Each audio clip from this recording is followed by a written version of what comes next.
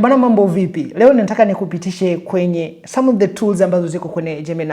Yawezekana kwamba unatumia Gemini lakini kuna baadhi ya tools ambazo unazimisi. Hii video ni kwa ajili yako. Je, unafahamu kwamba unaweza ukatengeneza video kali kabisa kwa kupitia Gemini, au unaweza ukatengeneza picha au thumbnail ya video yako kwenye YouTube bila kuhitaji akili nyingi za Canva au Photoshop kuhakikisha kwamba unapata kitu ambacho unakitaka. Lakini the most important thing ambacho imenisaidia katika tafiti mbalimbali ni kwamba hapa unavyoandika wazo lako, unataka kutafuta labda kitu ambacho kinatokea kwenye internet, basi unaweza kutumia kitu kinaitwa deep search.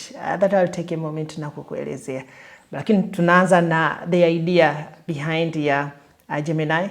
Lakini tunaanza kwa kufanya basics, then we'll go deeper into details za Gemini. Karibu.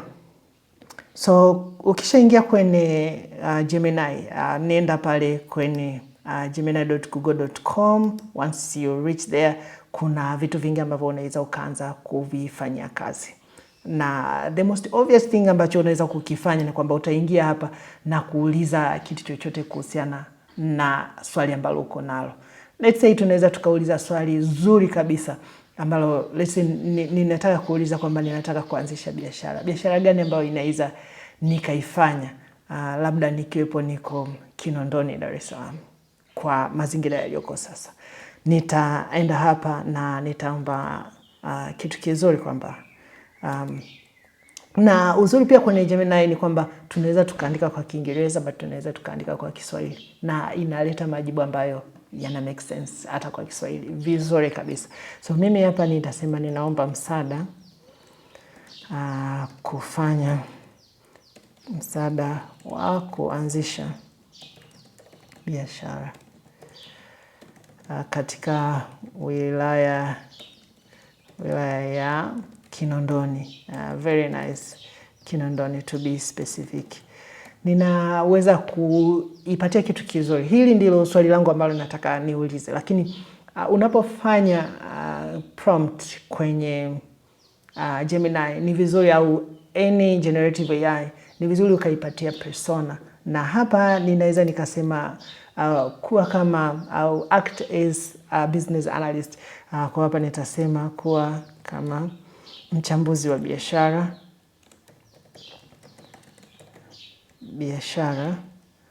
Kitu gani kingine ambacho tunaweza tukauliza? Maybe we want biashara ambayo inalipa. Obvious, kila mtu is thinking about that.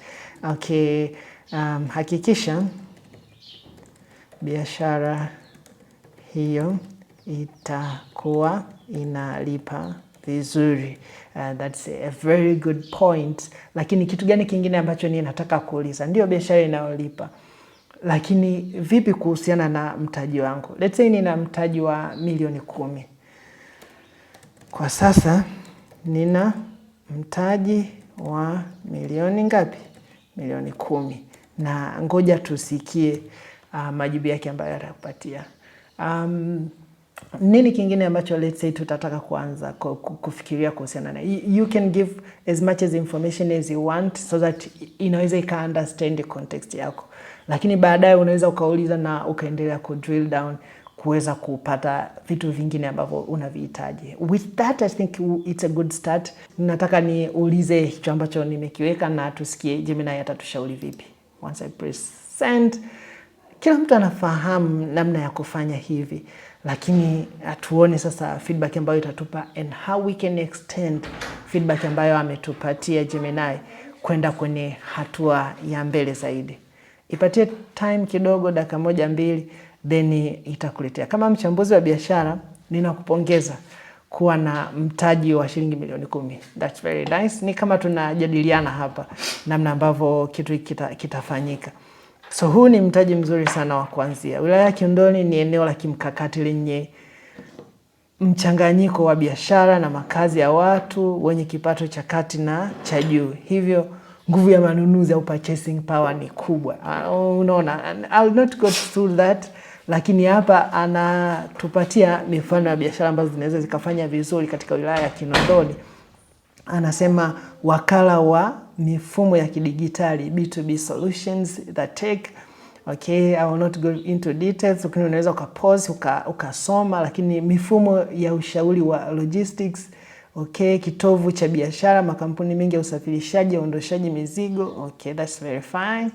Kituo maalum cha mazoezi na afya, boutique fitness studio. This is kind of nice. Watu wengi waishio Kinondoni wanajali sana afya zao, lakini wanakosa muda au hawapendi msongamano wa gym kubwa za kawaida. Okay. I think kwamba kuna vitu vitatu ambavyo ametupatia. Na kwenye option yetu ambayo tulikuwa tumeiandika au prompt yetu tulikuwa tumeiandika, we could extend kwamba nipatie biashara 5 ambazo ninaweza nikazingata au hata 10 Gemini anaweza akakupatia. So basically sasa let's say nimeshikwisha kufanya hivi, ninaweza nika extend discussion yangu, na hapa ndo ile kitu ambacho nilikwambia mwanzoni, when you want to do a research pia Gemini inaweza kusaidia, na hii ndo tool ya kwanza ambayo tutaenda kuifanya. Ukienda kwenye hii hapa alama iliyoandikwa tools, uta click hapo, kuna option iko pale ya deep research. Deep research inachofanya itaenda kwenye website au kwenye online na kucrawl au kuangalia lile jambo unalotaka kulizungumza. I want to know my competitors kwenye wilaya ya Kinondoni, hasa kwenye kituo maalum cha mazoezi na afya. So nataka nijue competitor ni akina nani ambao wapo, so that I can compare na kuona mimi ninaweza nikafanya kitu gani kizuri zaidi kuhusiana na hiyo hapo. So nitakuja hapa, nitasema nenda kwenye deep research, and actually itaanzisha new chat, which is very okay. Na hapa nitauliza swali langu kwamba naomba nijulishe biashara za kituo maalum cha mazoezi katika wilaya ya Kinondoni. Yes, I can simply do a search. So by doing this ni kwamba itaenda kuangalia kwenye maeneo tofauti tofauti, na unaweza kuona hapa ninatayarisha mpangilio wa utafiti.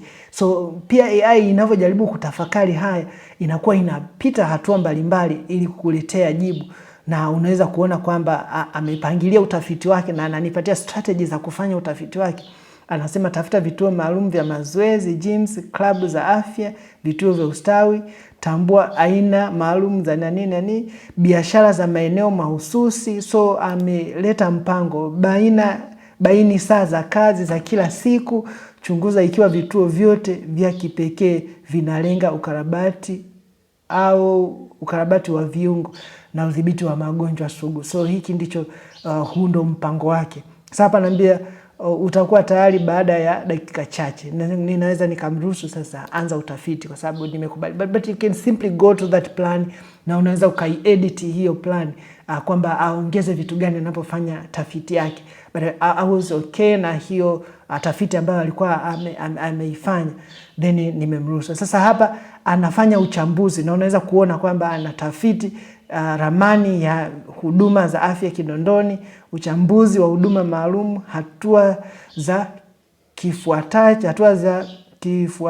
Okay, fine. But he was searching kwenye website kama nilivyokuambia. Kwa unakuta kuna jambo fulani ambalo liko kwenye internet, au kuna kitu ambacho unataka kuprove kwamba how the community has adapted to that, basi hapo itakuwa ni time nzuri ya kutumia deep search kwenda kuangalia the entire internet inasemaje kuhusiana na hicho kitu, then you will get a feedback kutokana na hayo ambayo yamekuwa yanafanywa kazi.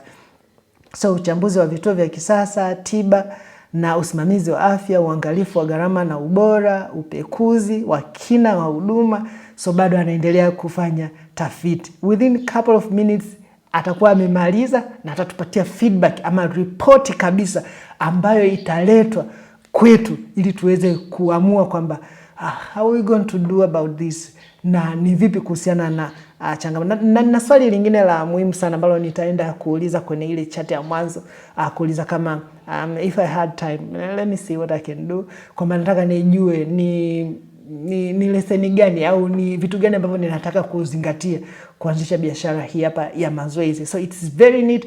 Yani any idea of you think of kwenye akili yako, AI au Gemini anaweza kukusaidia kupata taarifa za awali kabla hujafanya maamuzi, which is very nice. So ninasubiri just a couple of minutes. Once done, I'll get back to you.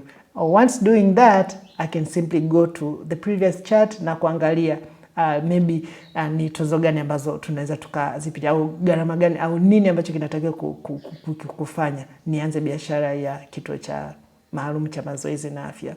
Let's see. So nime jump very quickly kuja kwenye previous chart, na hapa ninataka kuuliza zaidi kuhusiana na hiki hapa. Naomba nijulishe vitu mambo ya kuzingatia kabla ya kuanzisha biashara na paste kituo maalum cha afya na mazoezi. Sitaki kumpatia vitu labda vya leseni na kodi mbalimbali, nione kwamba atasemaje. Kama hata nijibu, then I'll try to dive deeper into that, kujua nini ambacho kitatokea. So nitaenda zaidi kuhusiana na hilo swala. And actually kuna vitu vingi ambavyo unaweza, this is very deep, lakini hapa natumia Proversion, but you can simply go with fast because hii hapa haitumia akili nyingi sana. So you can just go with fast kama unalipia, so usipate changamoto ya kutumia pesa nyingi. Okay, so anasema uamuzi mzuri sana, ubunifu na nafasi ya uchaguzi wa vifaa. Okay, haya ni mambo mkakati wa eneo na kodi, location. So hapa ni wapi ambapo nitapangisha hiyo nani yangu na kodi nitalipa kiasi gani. Okay, that's very neat. Ninataka kujua kuamua aina ya huduma, niche or UVP. So hapa anasema kwamba unataka kufanya nini, madarasa aerobic, zumba za jioni. Wow, I think I like this one. Huduma za mkufunzi binafsi, personal training. Really? So that no, I think I'll go with that option ambayo ipo. Program maalum za kupunguza uzito, weight loss boot camps. It's very neat. Majibu yanakuwa ni mazuri. Mfumo wa kuhudumia wateja na malipo. So kabla hujaanzisha biashara yako, so make sure you plan how you are going to kupata hizo, kutoa hizo huduma na vipi utatrack mambo ambayo watu wanayafanya. Vibali vya kisheria. This is a point ambayo nilikuwa nataka nijifunze zaidi kuhusiana ili hapa. Hakikisha unatembelea ofisi za manispaa ya Kinondoni kujua mahitaji ya leseni ya biashara kwa kituo cha afya na mazoezi. Pia utahitaji cheti cha usafi, health and safety, kutoka kwa afisa wa afya wa kata na namba ya utambulisho wa mlipa kodi, yani TIN kutoka TRA. Yes, I think it has covered everything ambacho ninatakiwa kujua. Ushauri wa kiuchumi.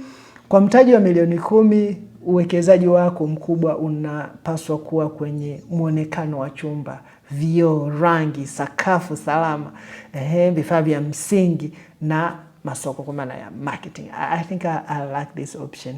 Na basically ngoja tuende kule kuangalia feedback ambayo tumepata kwenye utafiti wetu. Tuangalie report very quickly.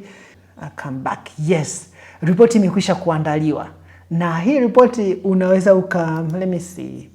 Yes, unaweza kuweka kwenye infograph. Okay, I'll talk about this just a moment, lakini ngoja tuangalie report kwa haraka nini ambacho kimekuja. Kwenye report ya kitaalamu kuhusu biashara ya miundombinu ya vifaa vya mazoezi, afya na ustawi katika wilaya ya Kinondoni. Kwa mazingira ya kibiashara, vituo vya mazoezi viwango vya juu. Hapa nasema vituo kama Wake Zone, Colosseum Gym. So unaweza kuona ameenda futa huko material mbalimbali ambayo amekwisha kuniletea hapa, na wadau au competitors wengine ambao wanafanya kitu kama hiki unaweza kuwaona hapo. Colosseum iliyopo hiyo ina nini na nini imetaja. Umeona hizi hapa chini anasema mfumo wao wa malipo unawezesha kubadilika kwa soko, ambapo wanatoa punguzo kwa malipo ya mtandaoni na kutoa siku 5 za bure kama motisha ya kujiunga. What? So unaweza kuona hizo huduma na ameniwekea kwenye jedwali. Workout Zone, Oyster Bay, na prices zao ambazo ziko pale. I think this is very fantastic. Na patiwa vitu vyote sehemu moja.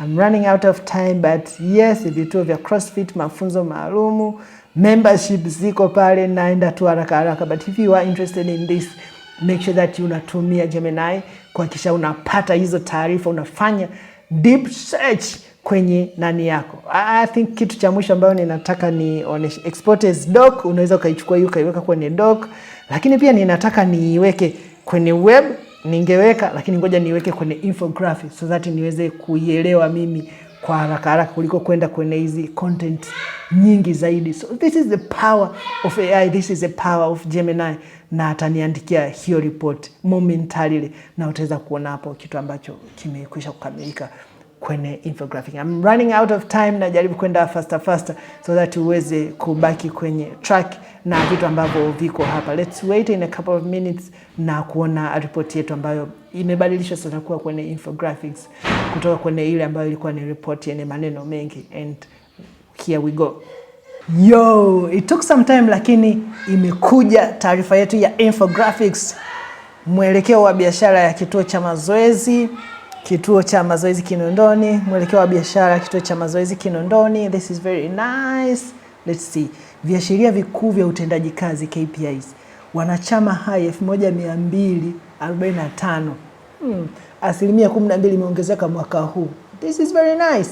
Haya, twende hapa. Mapato kwa mwezi shilingi milioni 45. I'm like, okay, something you can consider kufanya ndani ya mwezi huu. Na mapato yameongezeka kwa asilimia 8 mwezi uliopita. Hivi ndivyo ambavyo inaonesha. I don't know where hizi taarifa imezipata, but hii ndo deep research imeenda kuzifanya huku kwenye mitandao na kama huku na hizi hapa facts. Ngoja tuangalie kiwango cha kubaki asilimia 78. Kwa ina maana watu wote ambao wameingia kwenye au wateja wote ambao wapya wameingia kwenye hii programu ya mazoezi na biashara ya mambo ya afya wamebaki kwa asilimia 78. This is what it means. Wateja wanaoendeleza kupata huduma au kiwango cha kubaki ni asilimia 78. Hii hapa ni nzuri zaidi kwa sababu inaonyesha kwamba kutakuwa kuna cash flow ya kutosha ya kuweza kukusaidia wewe kuendelea. Kuridhika kwa wateja 4.6 out of 5. Kwa wateja wengi wamekuwa wakiridhika na huduma ambazo zinatolewa za masuala ya mazoezi. Ngoja tuone muundo wa umri kwa wateja. Let's try to see. Ya vijana miaka 18% kubwa 18 mpaka 25, alafu watu miaka 26 mpaka 35 wanafuata, alafu pia miaka 36 mpaka 50 wanafuata pia kwa percentage nzuri. Then hii hapa ni nani? Miaka 51 na zaidi, kwa unaweza kukuta ni kama asilimia 5, alafu hawa asilimia 15 36 mpaka 50. 45 ni wale wa 26 mpaka 35 na 35 nyingine ni kwa wale wa 18 mpaka 25. This is very neat. Kwa unajua kwamba utafocus na wateja wa namna gani kwenye hiyo taarifa yako. Tuangalie mwenendo wa mapato kwa miezi 6. Kuna ongezeko kubwa la mapato mwanzoni mwa mwaka Januari na Februari, na hii hapa naweza nikakupatia triki. Kuna watu wao wanapenda kufanya zile New Year resolution na nini, kwa hiyo unaweza kuona kabisa Januari na Februari kuna biashara nzuri kutokana na maazimio ya mwaka mpya. Exactly what that was nilichokuwa nakizungumzia. Mikakati unahitaji kudumisha mapato haya kimkakati ya mwaka mzima. Kwa unaona hapa kuna mzigo mrefu hapa. Unaweza kupata milioni 55, miezi mingine ukapata 45, 42, 39, 40, so depending on the month. Alafu pia huduma zinazopendwa zaidi. Ngoja tuangalie vituo vya kawaida vya gym. Kwa gym inaonyesha, nikiangalia hapa gym ndo inaongoza, madarasa ya aerobic na ngoma. Hii na yenyewe ni eneo lingine ambalo watu wanalipenda. Mafunzo binafsi au personal training ni asilimia 30, so hii hapa ni asilimia 65, asilimia 85. Asilimia ya ushiriki madarasa ya yoga na kutafakari, hii hapa wanaita nini, meditation. Kwa hiyo na yenyewe pia ina percentage zake. Kuogelea na tiba ya maji very few, but it has also some percentage kwenye hiyo hapo. Tuangalie msongamano wa wateja kulingana na muda. Kwa hapa tunaweza tukaangalia muda gani. Ngoja hapa nijaribu kusoma. Ukubwa wa mapato unaonesha idadi zaidi ya watu. Kituo kinajaa sana asubuhi saa 12 mpaka saa 2 na pia saa 11 mpaka saa 3 usiku. Hapa katikati watu wengi unawakosa, kwa hiyo anasema wakati wa mchana kuna fursa za kutoa ofa maalum za kuvutia wateja. So hapa kuna kazi kubwa ya kufanya kwa sababu watu wengi wanapata muda either jioni au asubuhi, na kutokana na hii graph you can see kwamba jioni ndipo utapata wateja wengi zaidi. Tathmini